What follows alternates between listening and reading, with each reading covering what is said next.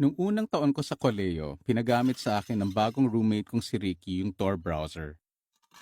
Para sa mga eksperto sa internet sa inyo, alam nyo na yung Tor ay yung browser na ginagamit para ma-access ang dark web na lagi namin ginagawa.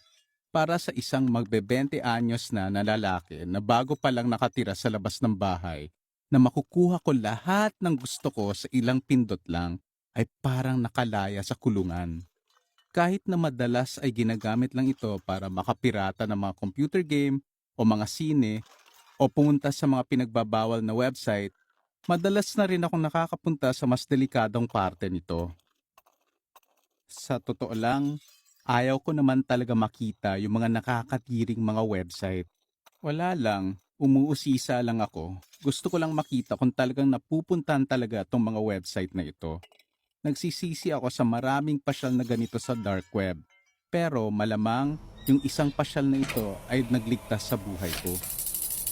Alas 2 ng umaga ng isang biyernes ng katapusan ng third year ko sa koleyo, si Ricky ay natulog sa kanyang pinsan at iniwanan ako mag-isa.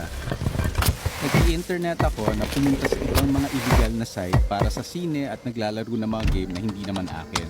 Nagkaroon ng isang kakaibang pop-up na sinabi, "One-time auction, limited items, one of a kind.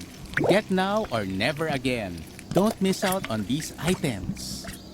Na kumukutitap na pula at verde na naka-Comic Sans na font.